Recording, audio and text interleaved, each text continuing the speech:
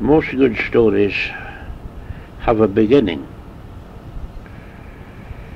and over the years I have been cajoled, pressured, asked, pleaded with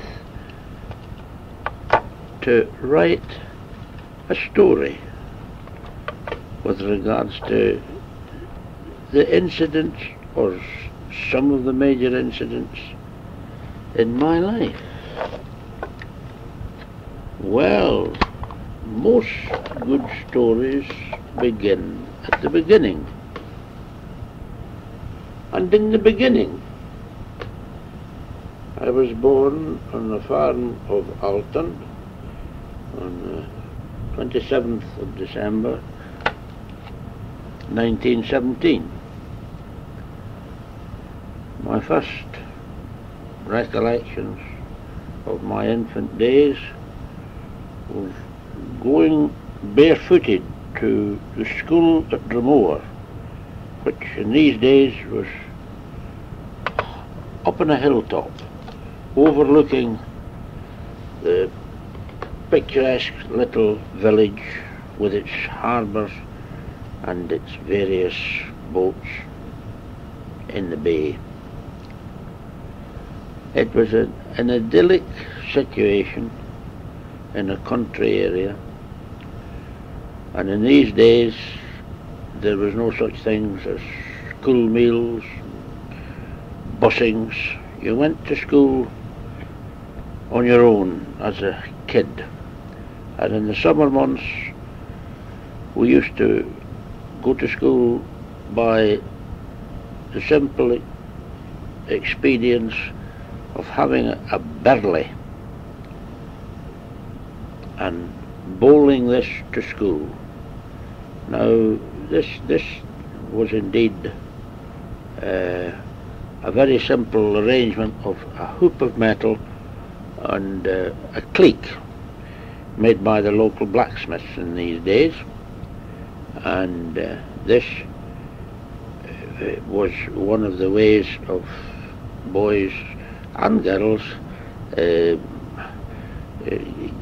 having an ability to get themselves to school with their burley and cleek, and usually as soon as ever they were clear of home, taking off their boots and their socks and running in their bare feet to school. I can recall some of the teachers' names, and certainly Miss Agnew and Mrs. McVie rang a bell, and a Miss Moffat. And in these days, as a small boy, I had nothing but respect for these people, shaded with a tinge of alarm when Mr. Davidson, the then headmaster, would come out to roll call, and if you were a little bit late or in any way in need of attention, you got the toes.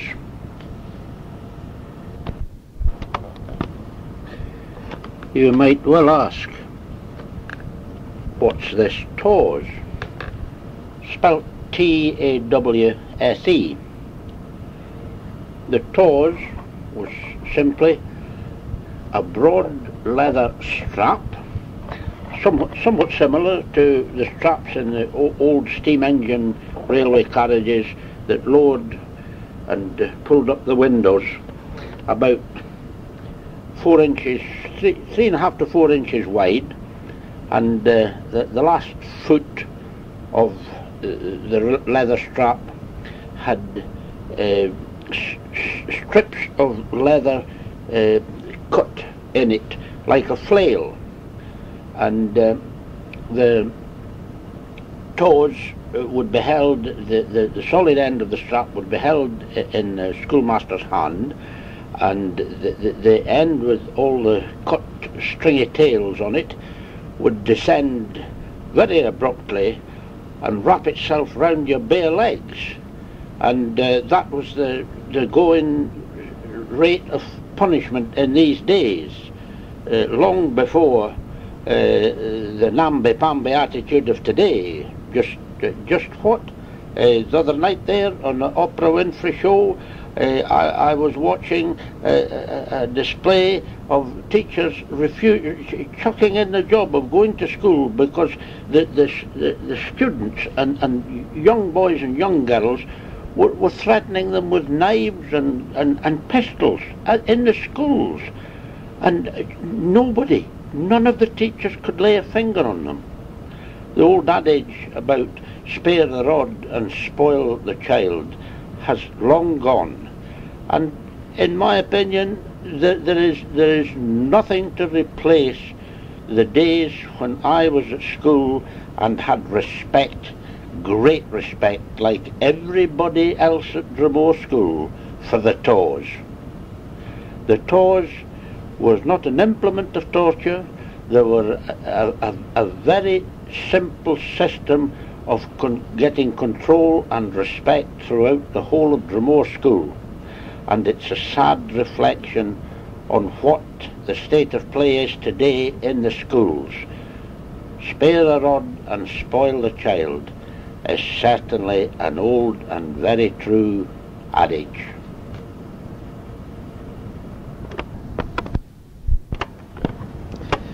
It sounds as if I'm painting a picture of Dromore School as living in the Middle Ages. Nothing could be further from the truth. My school days at Dromore were very, very happy days. We had no television, very little forms of amusement, and we had to make our own amusements. And one of the most popular amusements at that time was to make a ball gun. Now, a ball gun was very simply made. You got a straight bit about a foot long from an elderberry tree, and you got your mother's poker and stuck it in the fire, and you burned out the pith in the centre of the elderberry tree. This pith is a centre hole of soft pithy material that could be burned out with a poker, and you then made a ramrod for this ball gun, and the ramrod stopped about an inch short of going right through the ball gun. Then you went down to the shore and you gathered tangle, and you took the tangle home. In my case, I used to take the tangle and hide it below my bed until such time as Mother wondered what was wrong in Ross's room because of this peculiar smell. There was something wrong. Was Ross not well? What had happened? Had something died somewhere? And eventually they found this pile of tangle in below my bed, and of course I had to find another home for my tangle. Anyhow, what you did with this tangle was you made a plug. You shaped it to make a plug, and you pushed a plug in at one end of your ball gun, and you took the ramrod and shoved it out through with the ramrod to the other end of the ball gun. Now this rod could not go the whole distance. It stopped about an inch from the far end of the ball gun, and you then put another plug in and kept it at this end of the ball gun.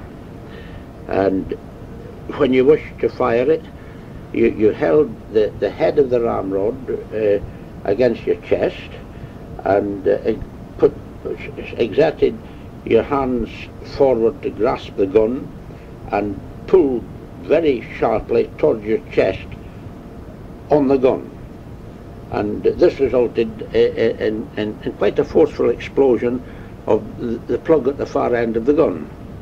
And through time we were able to control the direction of the flight. We were able to become rather good at hitting targets.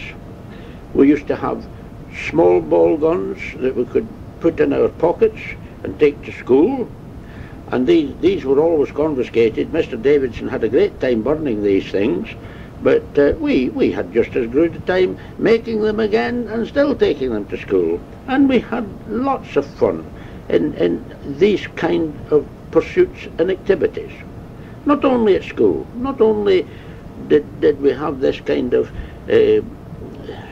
boisterous, genuine fun at school, it carried home into our lives as kids at home.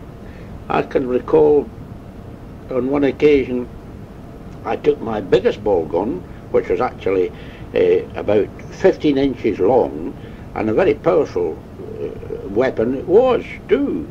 And I was watching my father ploughing just near the back kitchen door with a pair of horses, and for reasons unknown to me today as to why I was plagued with the thought, I thought it would be nice to have a go at seeing if I could hit Billy. Billy was a nice placid horse, to see if I could hit Billy's backside with my ball gun.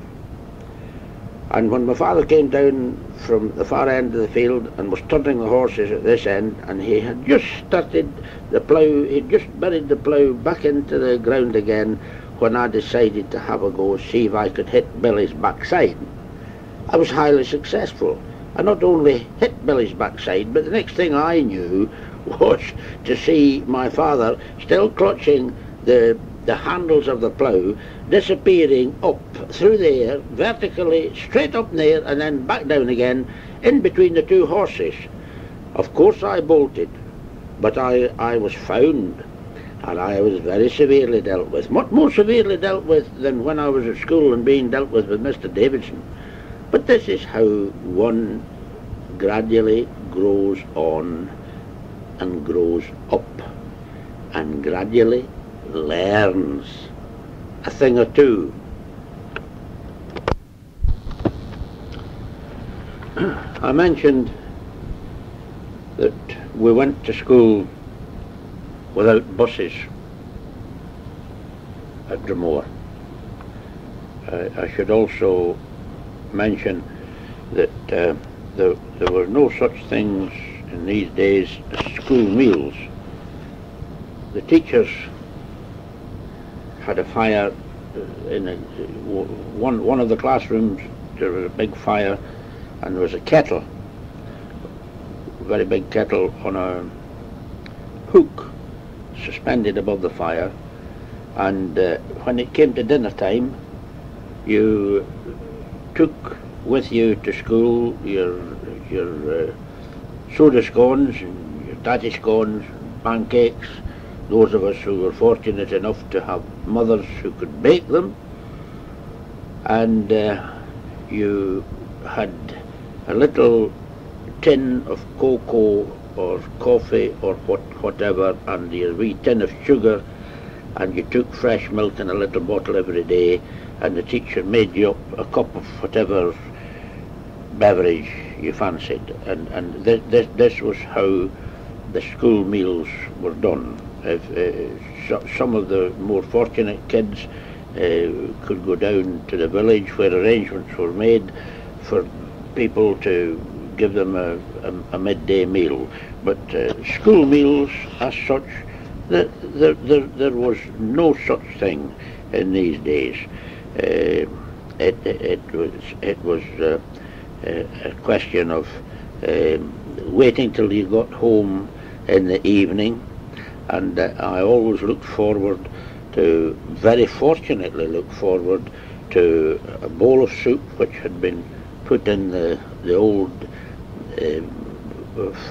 oven on the old type of range, and I would take this bowl of soup out and eat it with great glee, with either a tatty scone or a soda scone or an oatmeal scone, all fortunately for me, which had been baked by my mother. In these days, farmers' wives must have had a very hard time. They had no electricity. There was paraffin lamps that had to be, the wicks trimmed and filled with paraffin and put out ready for lighting in the evenings to give you whatever light was required in the house.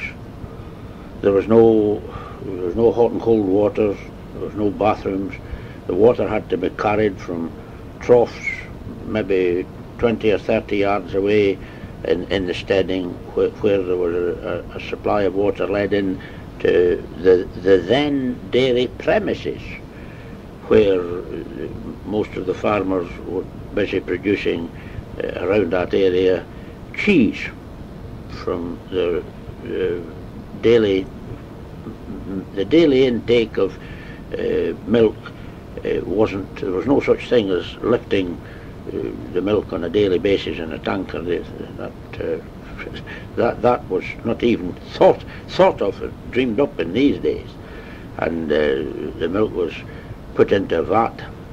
Morning and night's milk was put into a vat, and then the next day the rennet was put into the vat full of milk, and it was warmed up and made into cheese. And then the cheese was doctored and bandaged and scalded and whatnot, and put into the lofts and kept there. And the cheese merchants would come down from Glasgow and prod and poke and smell and sniff and put their little thing like an old-fashioned corkscrew into the cheese and take some out and crumble it about in their hands and taste it on the tongue and smell it, and then put the end of the plug back into the hole that they had made in the cheese, and they come to terms in making a price about the cheese. It was really very hard days when one recalls that far back. Mother, as most farmers' wives had to do in these days, mother had to get up early in the morning to rake out the fire and set the big fire in the old black-leaded range in order to make girdlefuls of scones, tatty scones, soda scones, oatmeal scones, pancakes, what have you.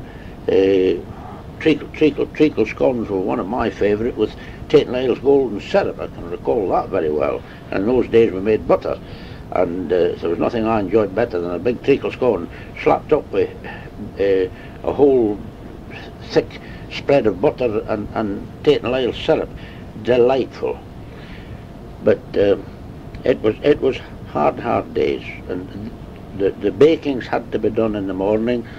And I know that during the mill times and harvest times, there was a house adjoining the farmhouse called the Man House, and we always had to have 3 or 4 of the Irish itinerant population coming over to give a hand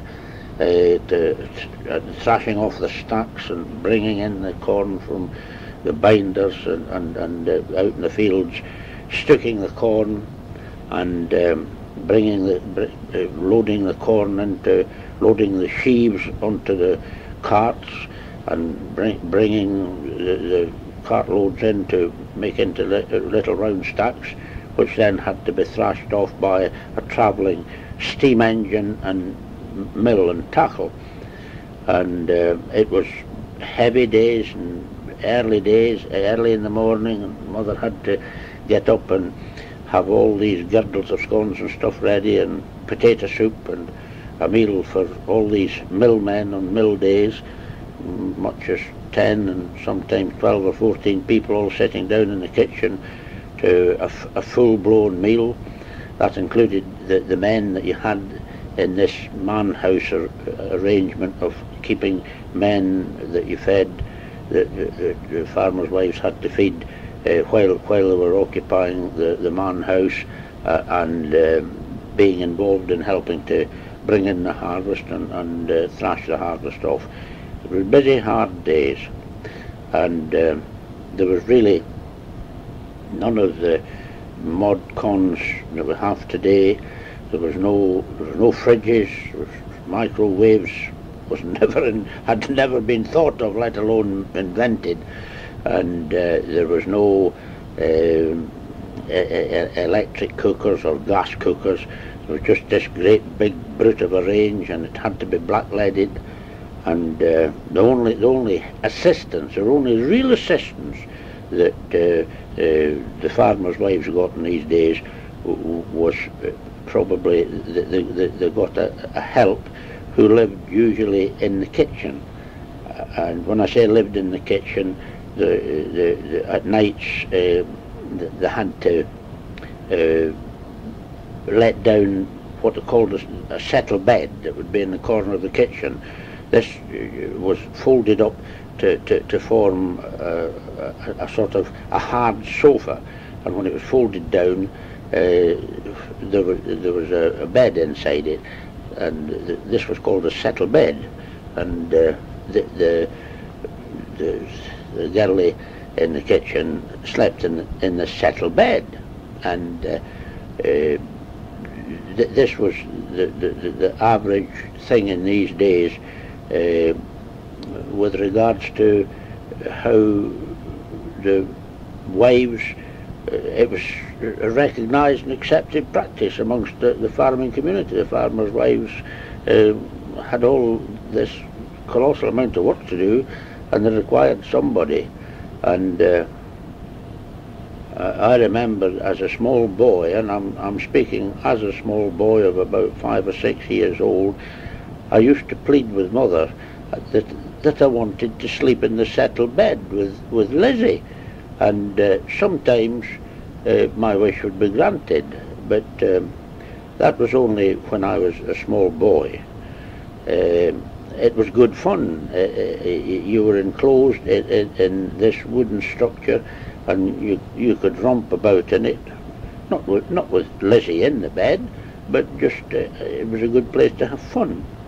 Another bit of kitchen equipment was a meal ark, and this was usually divided into 3 sections. You had a section for oatmeal, a section for flour, and a section for sugar. And in these days you got a 100-weight bag of oatmeal, 100-weight bag of flour, and 100-weight bag of sugar, and this was the sort of staple ingredients for most of the meals that were made in these days. It sure was hard times.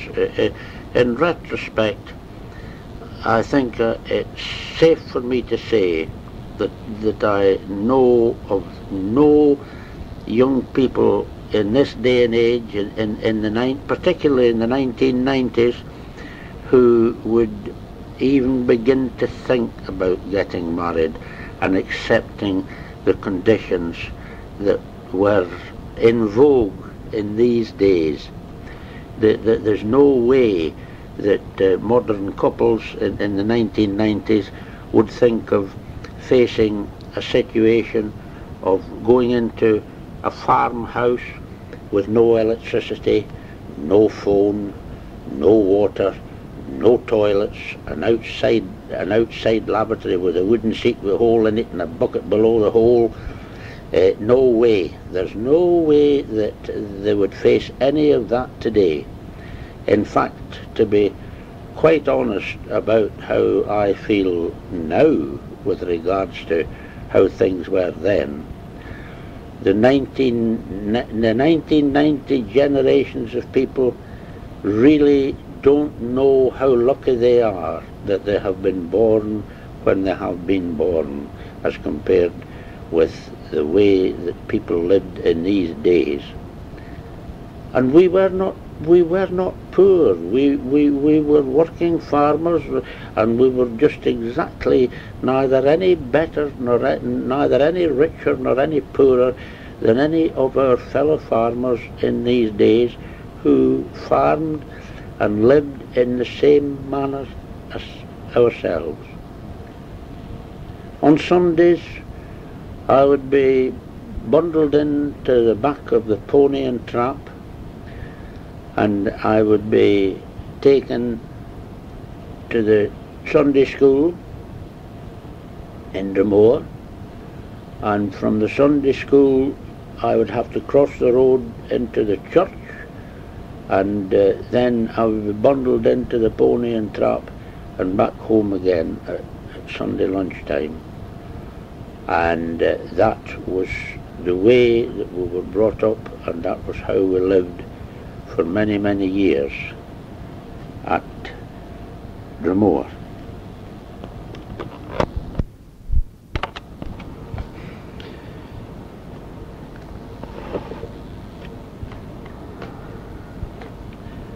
Wash days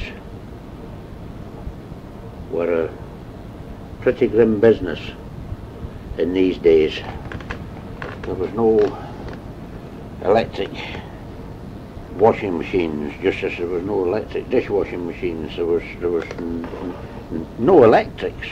There was no electricity, and the business of doing washings on wash days was a real labour of love, if ever I knew of any. There was a special house set aside called the wash house, and in the wash house there would be what they call the set pot. This set pot would be a large cast iron boiler of a capacity of about somewhere around 20 to 30 gallons, and it had a lid on the top of it, and it was built into a fireplace, and there was a little fire in below it.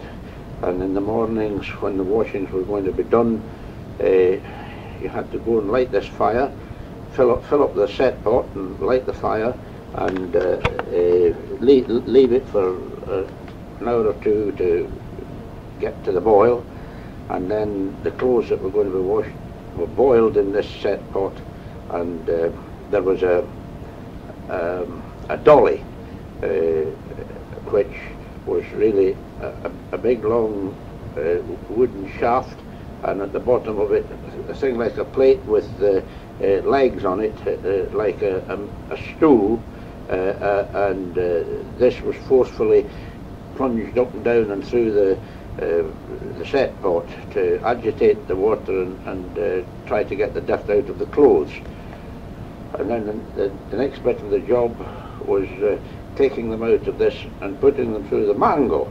The mangle was always kept in the wash house also, and this was two wooden rollers. The top one was spring-loaded to exert pressure on the bottom roller, and by Jove, you had to watch it when somebody was turning the handle to work these rollers, that if you were feeding wet clothes into them, you didn't get your fingers stuck in the wet clothes and get the end of your fingers crushed in the rollers. But this was the whole of the business of on a wash day, and then when the clothes had been put through the mangle, were put out in the line to dry, and then eventually came the laborious business of getting stuff ironed. And in these days it was a very crude system. You had a bit of, it was this is rather difficult to describe, but you had an iron box, and in the back of this box, it was shaped like the modern iron, and the back of the box had a little door that lifted up, and you took out of the fire little ingots of metal that you had dropped into the fire till they were as hot as a fire, and then you lifted them out with tongs and dropped them into this iron box and put the lid down at the back to stop the iron ingot from sliding out and burning the clothes, and that was what you used to iron the clothes with. It was quite a work of art to get these ingots out of the fire and into this ironing box without either dropping them on the floor or dropping them in among the clothes or burning your hands, or in as many ways that are inconceivable, that you can have accidents with these things. How some people got away with not setting things on fire, I'll never know, because it always seemed such a dangerous carry-on any time I watched this process in action.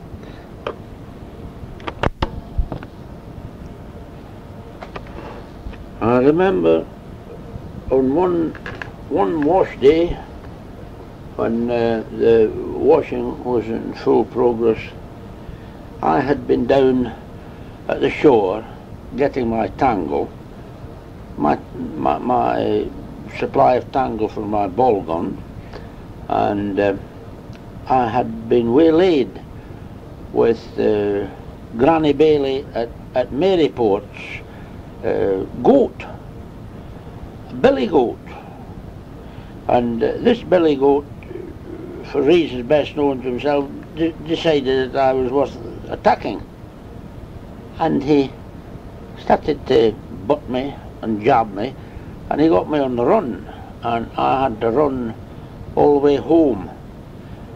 And when I got home, the washing had been finished, and this billy goat appeared round the corner of the farmhouse, and I said to the dairyman, Peter, I remember was the dairyman, a pleasant young chap, he had a moustache and he had a great sense of fun, and he saw that I was very perplexed with by being pursued with this billy goat, and we were downwind of this goat, and Peter said, "That's stinking sod.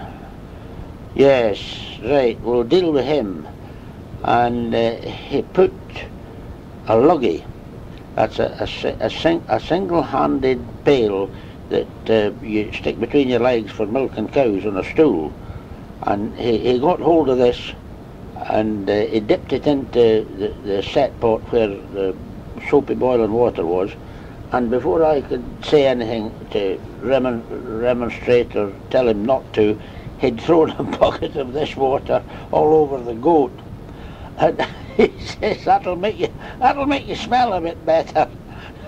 And the goat reacted by shaking his head, shaking himself like a dog shakes itself after it's had a bath. He proceeded, if he'd been attacking me, it was nothing to what he did on Peter.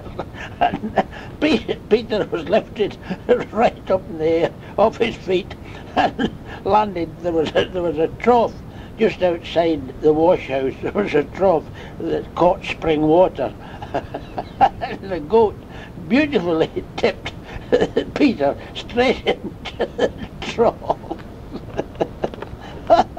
And then turned round and to total disdain ignored us all and walked away round the corner of the farmhouse and away back down the road to go back home to Maryport, about a couple of mile away. And that was the wash day that I remember most of all.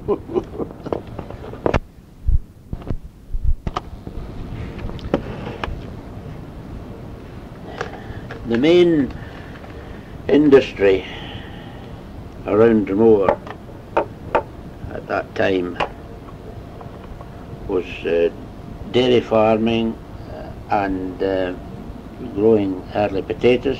Probably was quite high on the list too.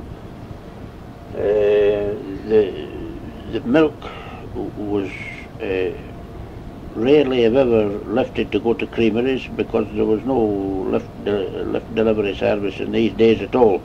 All the dairy farms had their own equipment, vats and cheese presses and lofts in which to produce their own homemade cheese. This was how the milk got eventually carted away from the farms in the form of cheese. The side byproduct of the cheese making was whey, and all the farms in these days had the whey led off to be fed to pigs, and each of the farms had their own piggeries, and in those days the pigs didn't even move off the farms.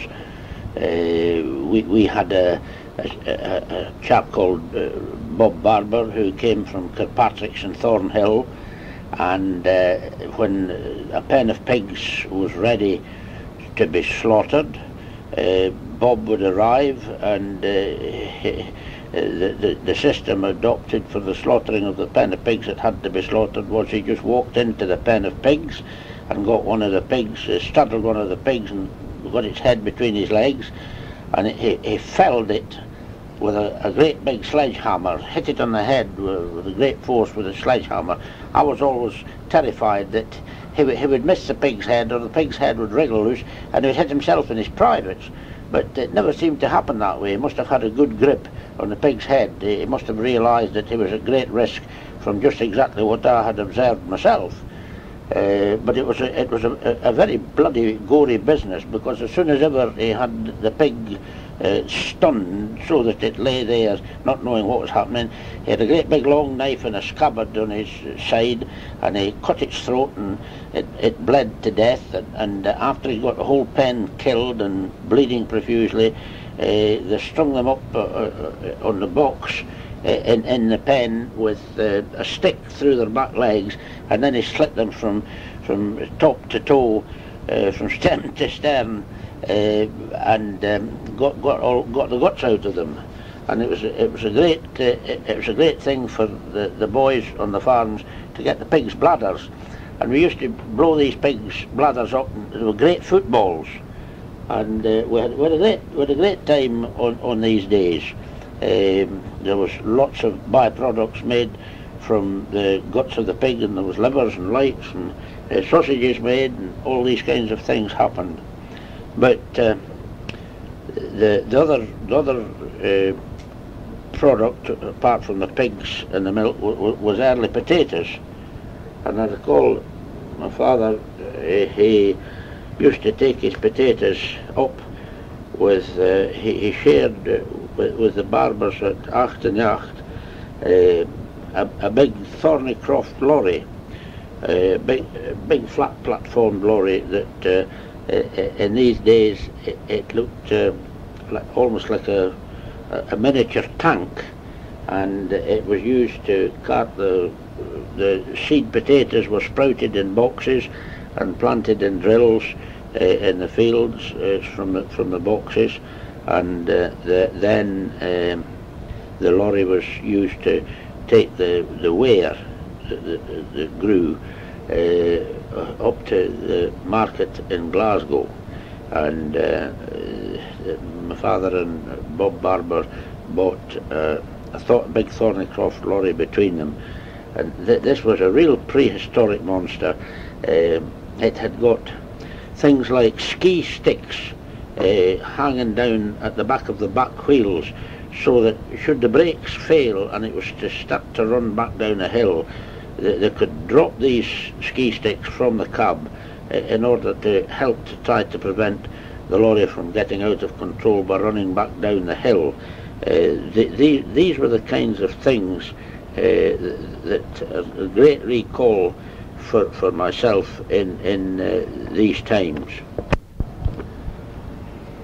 The milk, with its conversion into cheese, was running at some disastrous prices for the cheese, worked out at somewhere about you were getting about twopence a gallon for your milk.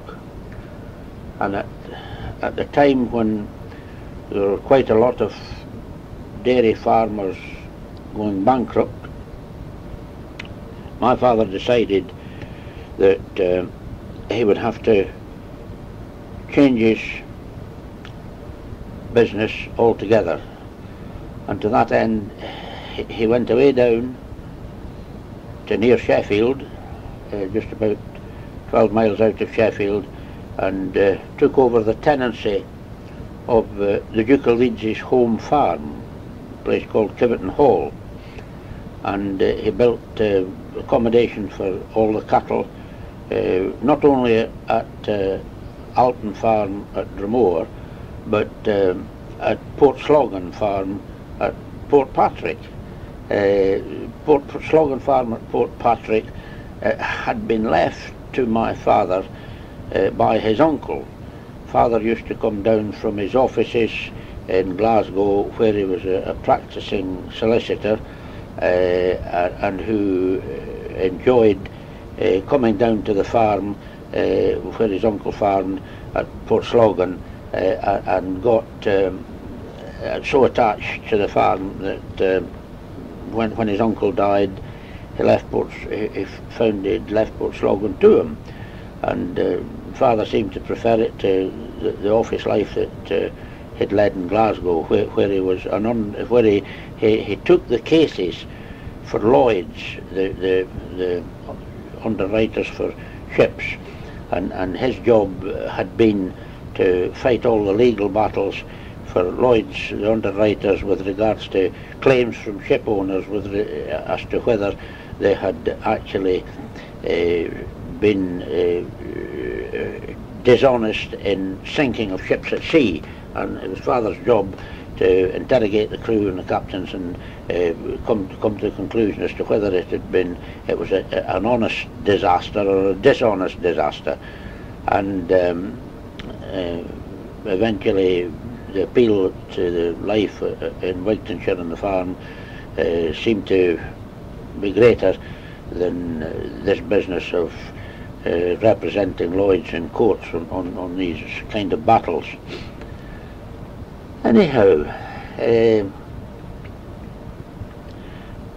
the time came when father had made this move of going and getting ourselves made into tenants at Kiveton Hall, and the day came eventually when everything, including the people, including the staff at Alton and the staff at Portslogan, as well as all the cattle and farm implements, were all loaded up at Stranraer, at the station at Stranraer.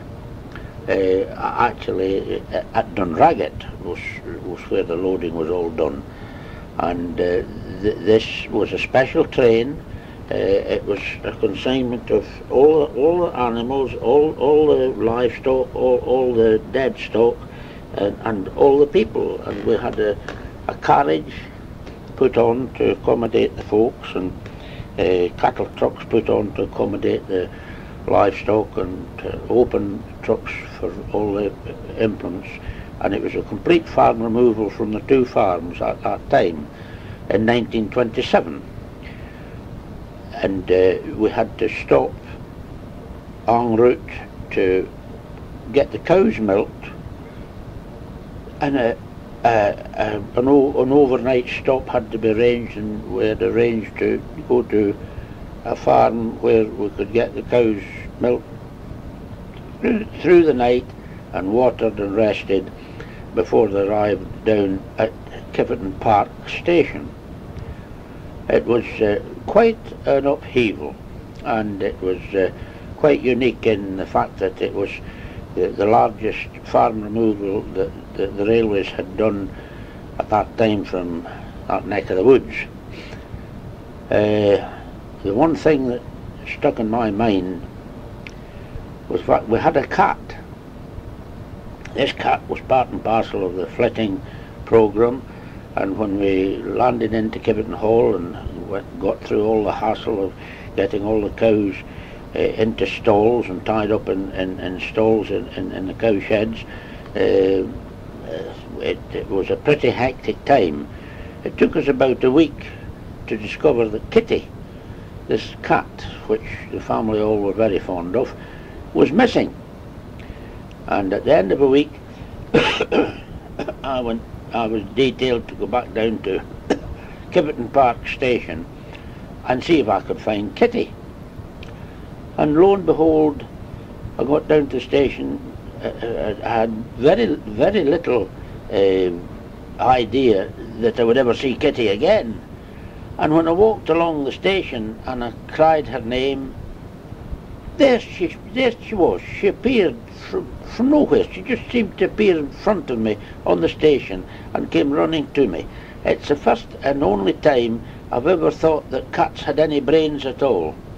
But it was most interesting to realise that after a week she was still alive and well and not looking emaciated or hungry, and very responsive, and soon adapted to the new lifestyle at Kiveton Hall. Father had made arrangements with the Sheffield Council to make contracts to supply the milk to all the Sheffield hospitals in these days, and to the almshouses and poor's houses, and any of the places in Sheffield connected with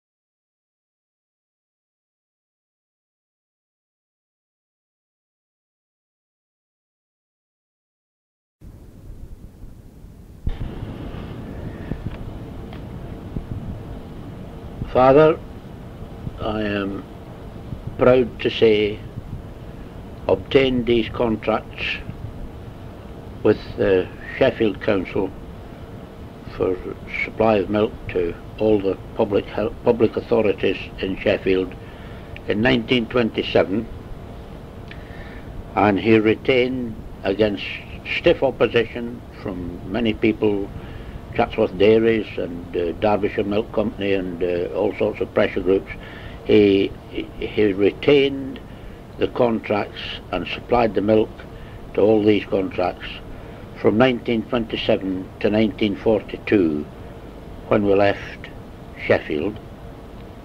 That's another story, when we left, which I'll address in due course. However, we did not content ourselves. Father expanded and took the farm of Langgold, a tenancy of Langgold Farm. We never bought any ground or land in England at all. It was all done under tenancy, and expanded again and bought Anston Grange. Not bought it, and extended to a tenancy of Anston Grange and Firbeck, and we used to grow a lot of wheat and a lot of main crop potatoes, and supplied Sheffield and Eccleshall and the markets in Sheffield with main crop potatoes, which involved us in getting hordes of schoolboys from the schools to give us a hand at digging time to get the potatoes lifted. There was no fancy machinery for lifting potatoes in these days. You depended entirely on the release of children from the schools, which coincided with their holiday times and gave them quite a bit of pocket money too. But the chief function was producing milk at Kiveton Hall.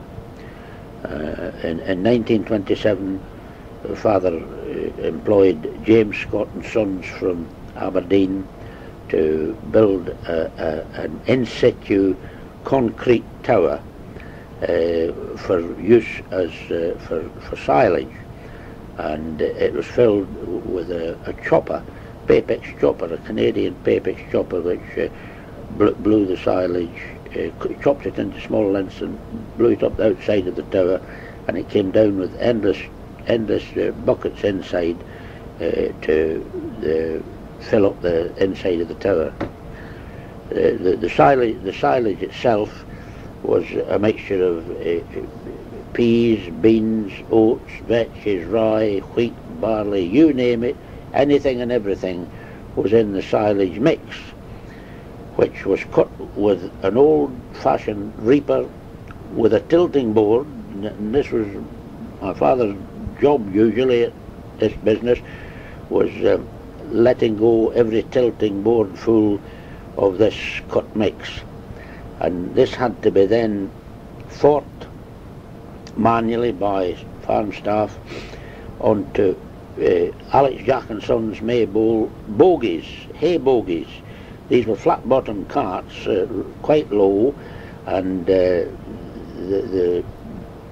whole design of the bogie was that it could be tipped, and when it was tipped, the load would slide off, and the load, these flat-bottomed carts, we had half a dozen of them, and they were loaded in the field and brought to the chopper at the yard where the silage tower was. It was a 60 feet high reinforced concrete tower with a 5,000 gallon water tank on the top of it to give us pressure water to wash the cow sheds, and to give us pressure water for other requirements around the farm.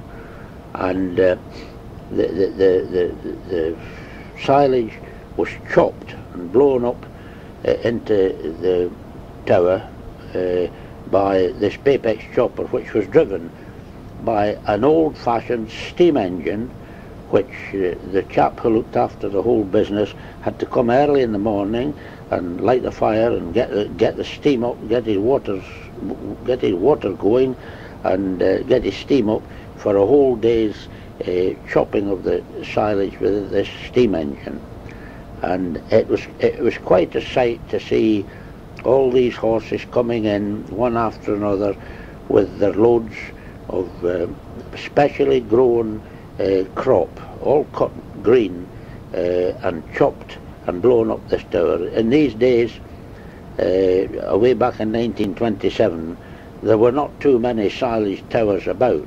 In fact, today, in the 1990s, people talk about silage as if it's one of the most recent inventions of all time. Silage has been being made, to my knowledge, since the days of the Medes and Persians, because in these days they didn't have towers, concrete towers, or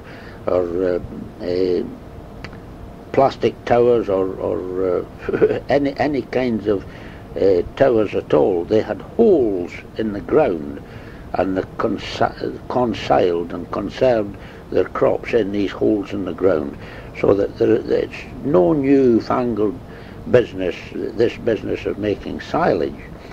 And as I say, we were doing it, practicing it from the year 1927. We got lots of trouble with it. We had lots of troubles with the cows with it.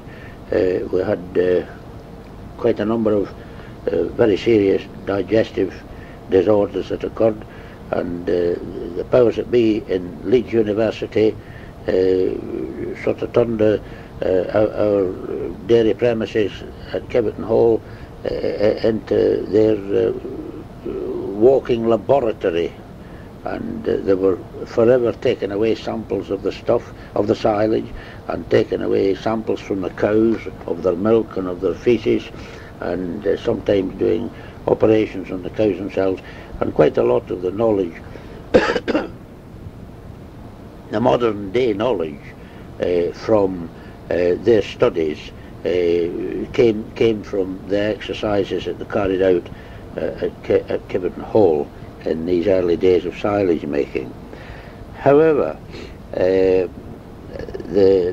silage making did continue, and it was being made we had no machinery other than the steam engine on the farm.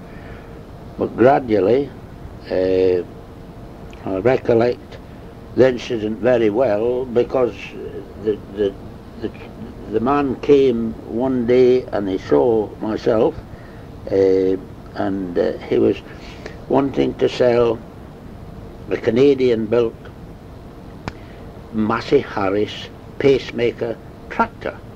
And this tractor had steel wheels and steel spade lugs on the back wheels and a big hand clutch. There was no such thing as hydraulics on the damn things. There were no rubber tyres on them. There was no cabs on them. It was a very rough ride that you got on it, and if you took it on the road you had to put steel road bands on it to keep the spade lugs from digging up the main road. So this fellow appeared with this on the farm. I'd asked him to give it a demonstration ploughing with it, and I took him down to a field that we were going to plough with the horses, and he started to give this demonstration. He brought a Massey Harris 3-footer plough with him, and it was a drag plough, a spring-loaded drag plough, and he, in a very short space of time, impressed me very greatly with how this thing was performing, and I took quite a liking to its abilities, and quite a liking to the man. He was a big, tall, thin young chap from Canada. He was a Canadian chap called John Thorne, and he was a delightful chap. He was well chosen for the job of being a salesman, and I took to him quite rapidly, and we had tremendous rapport, being young chaps together, and he was introducing me to this new type of equipment on the farms. Anyhow, to cut a long story short, I warned him that we would have great difficulty with father in switching from anything that wasn't a horse to something that was a mechanical horse. And I suggested to him, if father appeared on the scene, to ignore what might transpire. I did tell him, I said, you know, if he comes, he'll march right round this, and he'll talk about, take this diabolical monstrosity to hell out of here, and when he gets really mad, he'll take off his hat and he'll kick it right round the tractor, and then he'll go away. Now I said, if you stand your ground, there's no way that the tractor will go away, but if you give in to the kind of attitude that he will adopt towards you, you won't sell the tractor. And I can assure you, we can buy the tractor, but if you cave into his attitude with regards to take this bloody thing to hell out of here, then the sale of the tractor will not proceed. Anyhow, we ploughed an impressive amount in an afternoon, and lo and behold, who comes wandering down into the field to see what's going on but TR. TR was our favourite expression for father. Thomas Ross was the initials he stood for, but just when we were being nice to him, we always called him TR. So TR appeared on the scene, and it was just exactly to the letter as to how I had predicted to John that the business of trying to sell the tractor would go. He walked round the tractor, he kicked it, he hurt his toe kicking it because it was steel wheels, and then he started to get on. It was red painted. It was a red painted tractor, and he said, "Take this diabolical bloody monstrosity away to hell out of here." And with that, he took off his hat and kicked it right round the tractor. To this day, I don't know why John did not burst out laughing, but he stood his ground and he believed every word I had to say about it. And eventually TR went away, muttering and growling, and after he'd gone, John turned to me, and he couldn't contain himself any longer, and we both burst out into a fit of the giggles, and we got ourselves contained. I said, "There you are, you've sold him a tractor." He said, "If I hadn't seen all of this and had the predictions that you have made about this, I would not have believed a word of it."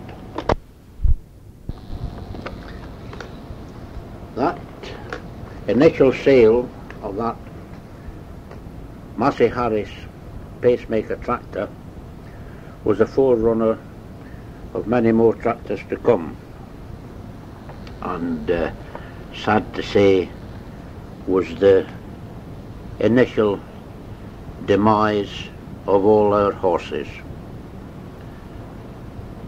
I was very sad when the last 30 or so of our horses were eventually sold and the farm became completely mechanised. It was a sad, sad day for me. I had come through the time of helping to break in horses, yocking horses as they talked about, putting them into carts. In fact, breaking a horse in and putting it into a cart could be a very highly dangerous business. You got the horse gingerly backed into the shafts on a cart, and you were lucky if it hadn't smashed the cart to bits by then, and then you had to proceed to get into the cart and get this horse persuaded to hop and high and hop and woo and respond to all these controls. And in the process you were lucky if you didn't get a floorboard out close by your lug from the bottom of the cart when it gave one almighty bloody kick and knocked half the boards out the bottom of the cart. They would come flying past you, and if you just happened to be standing somewhere where there's a board coming off, you could be in trouble. You could have a very nasty accident, or you jumped out the cart altogether. Horses on the whole, I found all the years that I worked with them to be highly intelligent animals, very highly intelligent animals. And the Clydesdale I considered to be probably vastly superior in every way to any of the other breeds. We had a Shire mare called Gypsy, and she was a bit of a gypsy. She was a bit of a tinker. I remember on one occasion we were casting in corn, and she looked as if she needed a drop of water. And in these days I wore a soft felt Trilby hat, and I took this to stopped her. It was a long haul home with the cart, and I stopped her, and I went across to the stream and filled my Trilby hat with water and brought it back, and Gypsy very thankfully drank it, very, very thankfully drank it. And then I proceeded on the way to the yard, and at that time I had a bit of a boil on my face, and I don't know whether it was a gadfly or what happened to the animal, whatever, but she just suddenly, out of whole cloth, turned round, snapped, and bit this boil off my face as clean as a whistle. It was a near shave to a real disaster, but that was the only time that anything untoward ever happened to me with horses. You had to be careful that they didn't knock 7 kinds of daylight into you with their feet, because they could kick out quick as a flash. But once you had a horse broken in and it got accustomed to the routine, it was really quite remarkable how understanding and how you got attached to horses. You got attached to the horses in a way that never happened with tractors. And the thing about horses that always impressed me the whole of all my farming days was you have to buy another bloody tractor. You can grow and have another horse, which is a very different matter. And all the bother of nurturing the horse from being a foal and breaking it in and getting it into harness and into yoke again.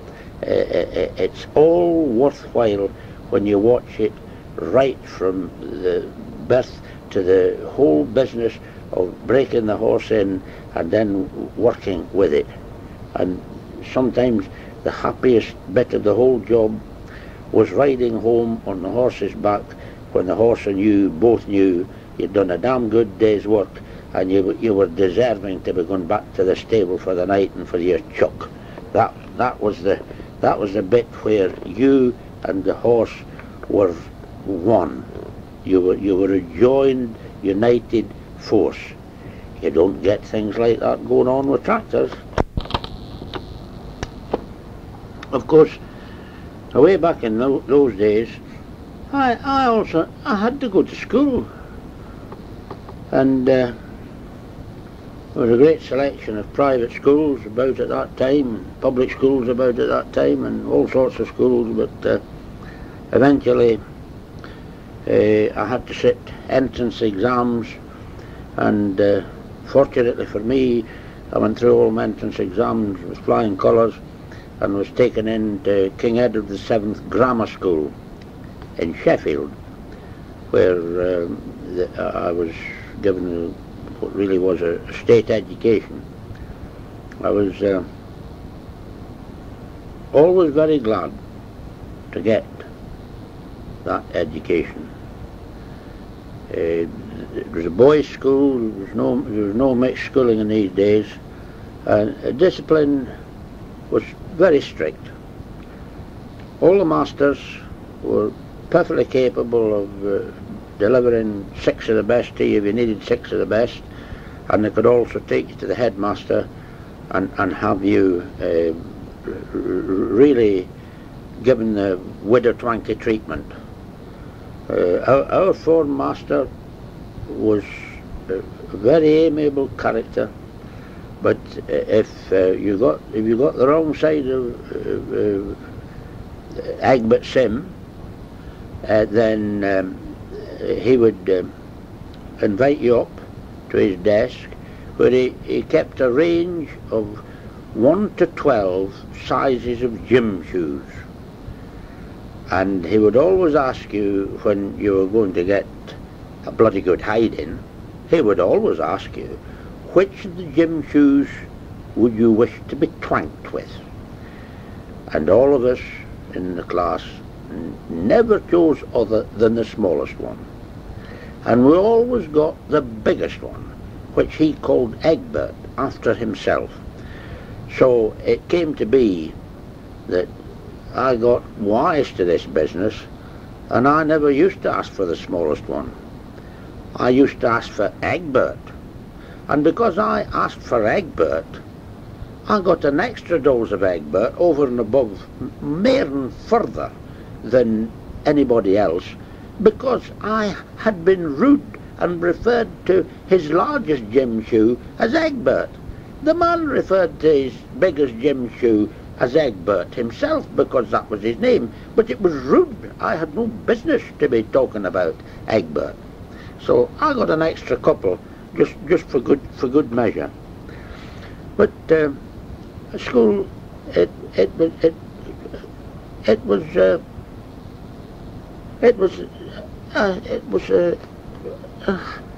happy time, really, because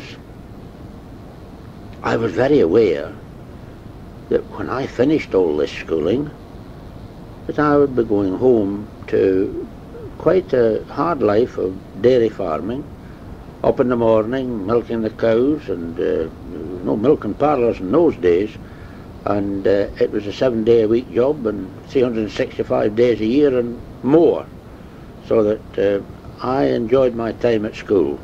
I really was very happy in my school days. The masters were all quite firm and really strict, and the respect that the classes had for the masters was always good. There was never the nonsense that one reads of the behaviour of pupils in the 1990s, it's a scandalous reflection of the effect that all the do-gooders have had on our society, with allowing children to get off scot-free from things that all they needed was a bloody good hiding for. That's it in a nutshell. A bloody good hiding for doing things wrong. I remember I got a bloody good hiding during the dinner breaks at the school at King Edward's. We used to rig up goal posts in the classroom, and we had a proper football, and we used to play football. And the goal posts on this occasion had been rigged up, one at each side of the middle of a window looking out, and we were on the third floor up in the school, looking out in a quadrangle down below. And I was actually playing with the football, and one of my pals was keeping goal. What possessed me, I'll never know, but we had used Egbert's cases for the goalposts in the windowsills, and I wasn't trying to score goals. I had decided I was trying for Egbert's suitcase with the ball, and I had a bullseye and put one case straight out through the window. The ball didn't go, but the case went, and all the stuff in the case splattered about and floated around like snow down in a quadrangle down below. And not content with that, I had to go at the other suitcase in the other window, and I succeeded in doing exactly the same thing, but the ball went this time too. Well, I can assure you, I shall remember what I got for doing that till the end of time, and quite rightly. There is no excuse for what I did. It was just one of these devilish pranks that boys get up to in the school days, and I got and justly deserved what I got, and it was pretty bloody rough going. But I have no brief whatsoever for the pendulum has swung too far today with regards to the attitude of teachers and how they behave towards the students. The pendulum has not only swung too far, the clocks fell off the wall. It's what's happened with regards to the control of children in school. It's a sad reflection that the courts are expected to deal with children and be able to find the answers to all the problems that are thrown up in front of the courts with regards to the misdemeanours of kids who have not been allowed to get away with murder in the schools.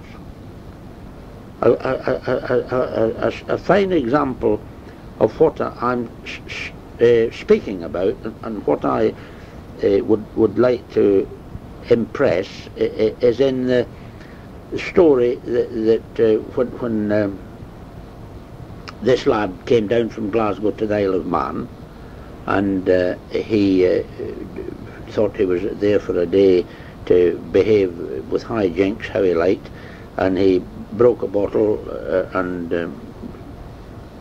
misfigured young fellow that he got in a fight with, and Isle of Man magistrates pulled him up, and there and then gave him a sound thrashing. He got the birch, and when he got back home to Glasgow, some of the Glasgow reporters saw fit to interview both the father and the mother, and eventually one bright reporter decided to interview him. And the reactions of the father and the mother were quite predictable. They both were aghast at the treatment that the Isle of Man magistrates had given the boy. But the interesting thing was when the boy was interviewed, he was asked what his reactions were with regards to having been thoroughly birched for his damn bad behaviour in the Isle of Man, and his response said it all. "Oh, I'm no going back there. I'm certainly no going back there. I'm no for any more of that." That is all that is wrong in the ability of our teachers to control the pupils in the school. I am not suggesting sadistic, savage attacks from teachers being supported against children. But I think that things have got well out of hand with regards to the control of unruly classes in this day and age, in the 90s. And by the year 2000, it will be completely impossible to teach any class anything at all, from any teacher at all. We were working quite hard at school, actually. We had it was a 6-day week, Monday through Saturday. On Wednesday afternoon we played games, and Saturday afternoon we played games. But we worked on Saturday morning in classes, and we worked quite hard. But to me, it was an enjoyment to be at school. Sometimes I was perhaps a little mischievous. I remember on one occasion I didn't get into any trouble for what happened, but there was one of the boys in the sixth form. There was an art gallery in Sheffield called Horner's Art Gallery, and Philip was the son of Philip Horner was the son of Horner's Art Gallery, and he used to come to school on a BSA motorbike. And being a young boy and full of all the temptations that young boys get full of, I kept pestering him for a run on the motorbike. Well, Philip wouldn't give me a run on the motorbike, but one day he said, "I'll take you on the pillion." And we were going along past the Sheffield Botanical Gardens, a nice straight stretch of road, quite near to the school, and I said to Philip, let me have a go at driving it. He said, "What do you mean?" "Well," I says, "you take your hands off the handlebars and I'll just stretch through below your armpits and work the bike myself."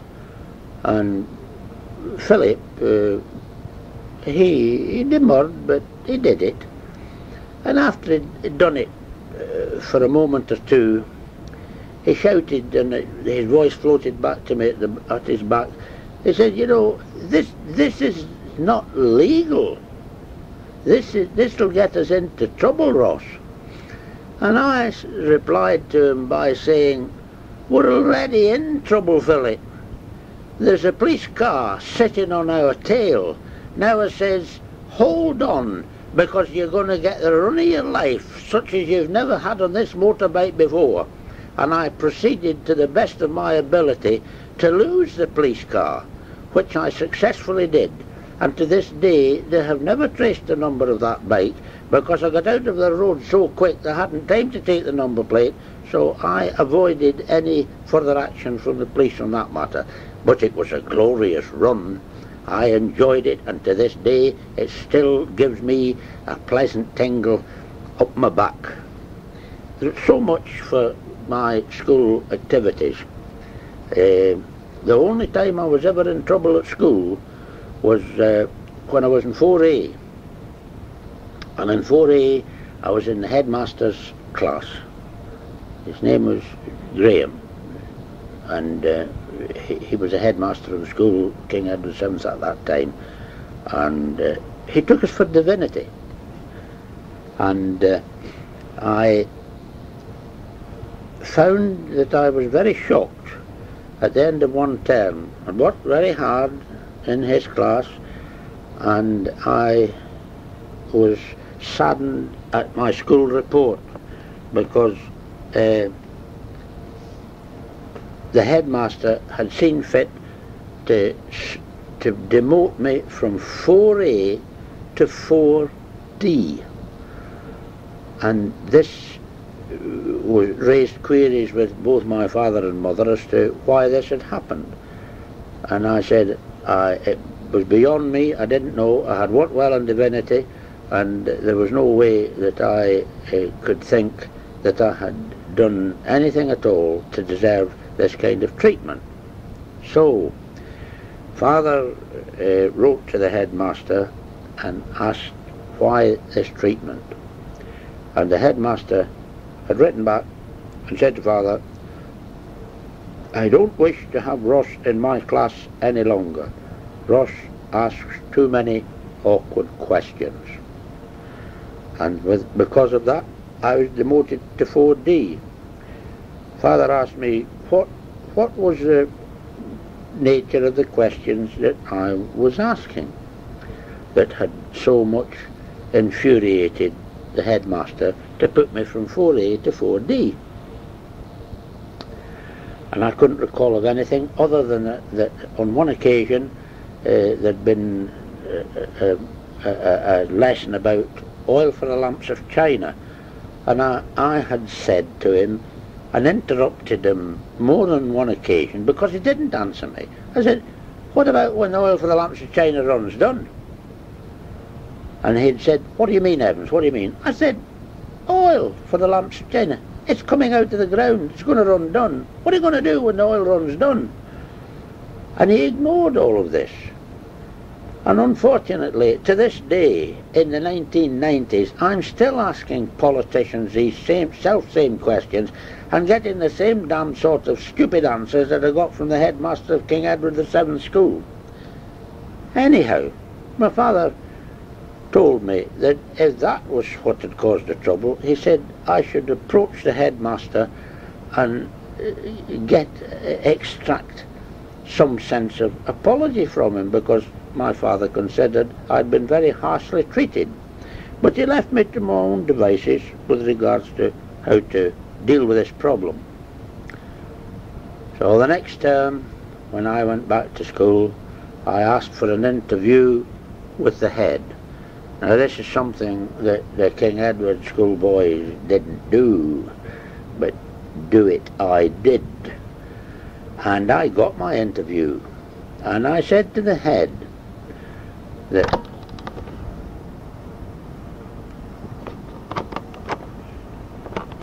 demote me from 4A to 4D because of what I had been asking him about what was to happen with finite oil. What was the position in the world with finite, when finite oil became finite. And I put it to him that there was a publication in Sheffield called The Greenan. Now this was published on a daily basis, and it contained the bulk of all the local scandal and whatever could be raked up by the gutter press around the Sheffield neck of the woods. And I told him that if he didn't put me back into 4A forthwith, that next week I would reveal the whole of this sordid little story to the Greenan. I was back in 4A before the end of the week.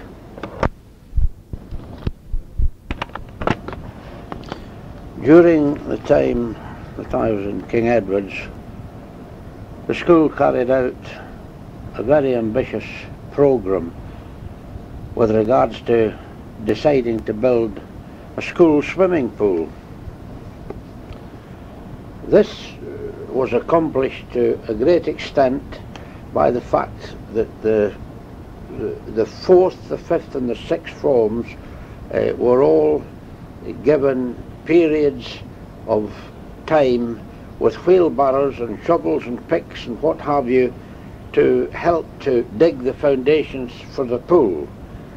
And in retrospect, I feel very proud of the fact that the 5th and the 6th forms in King Edward's were quite and almost entirely responsible for the digging of the foundations for that swimming pool.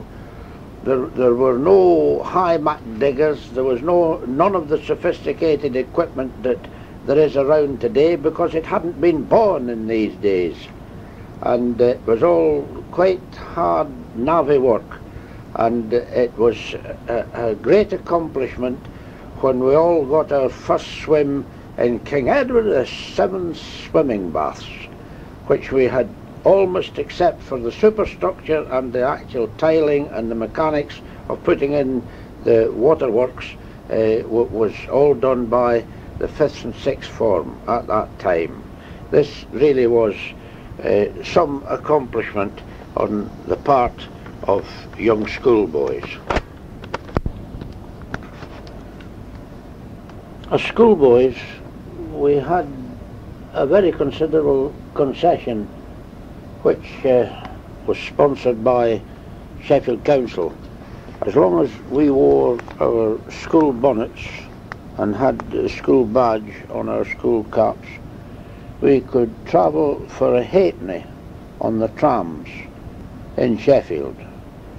And as a schoolboy living approximately 14 odd miles out, I came in on the train and had to go to school from the train. I was allowed to be excused prayers, morning prayers, because I was a train boy, and also the fact that while the tram, had I used it, would have brought me to school in time for halfway through the prayers, I did not use the tram because I got 6pence a week, because we went to school 6 days a week, and I got a penny a day, 6pence a week, to pay for my tram fare of a halfpenny there to the school and a halfpenny back down again at night to get the train.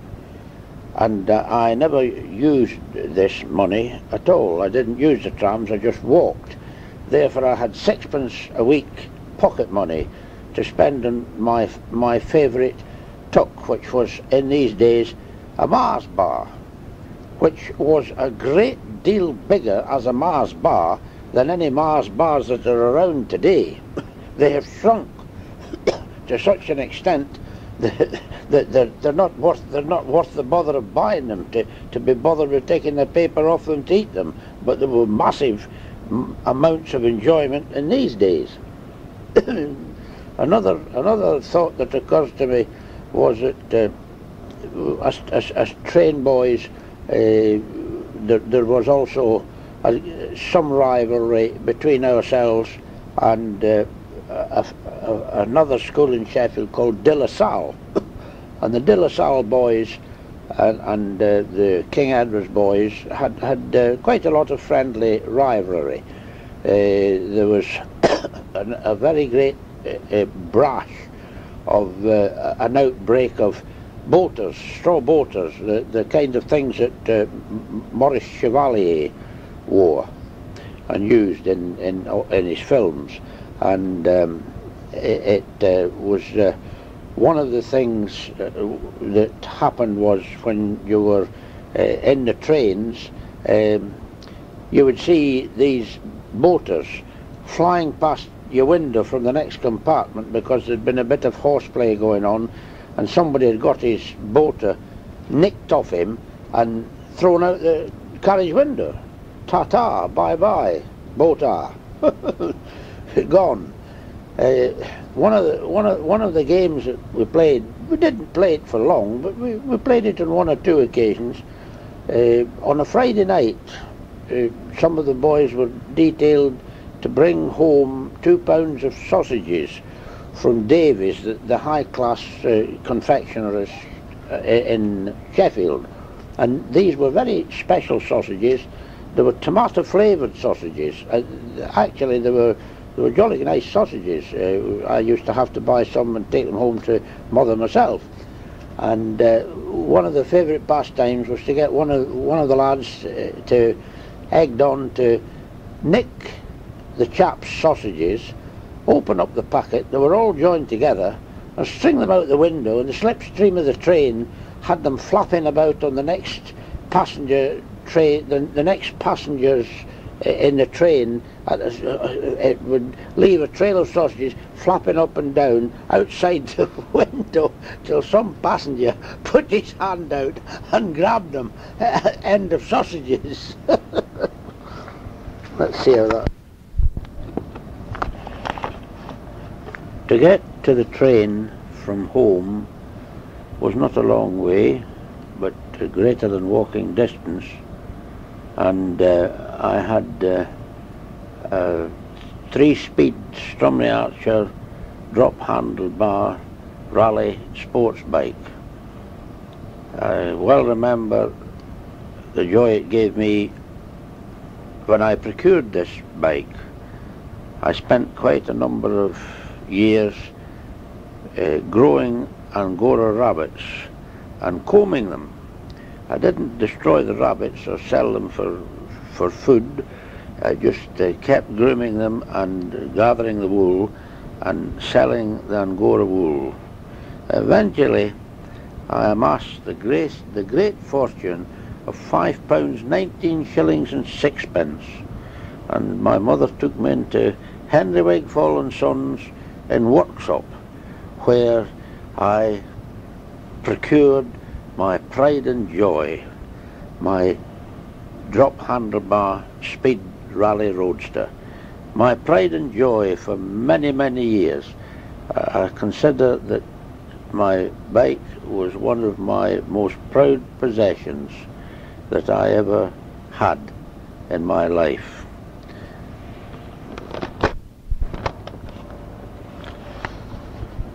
I used this bike for much more than the journeys to catch the train to go to school. I thought nothing of going with a pal from school on Friday nights in the summer on Friday nights to his father's little wooden bungalow on the coast, halfway between Bridlington and Hornsea, at a place called Skipsea. We were allowed to be excused from morning school on Saturday mornings and from the games on Saturday afternoon, because we were taking this active exercise on our bikes and going this distance. We left Skipsea very early in the morning on the Mondays and arrived back on our bikes at the school to start our day's work at school. This was a very useful way of extending the useful life of my bicycle, and it was used for many other purposes.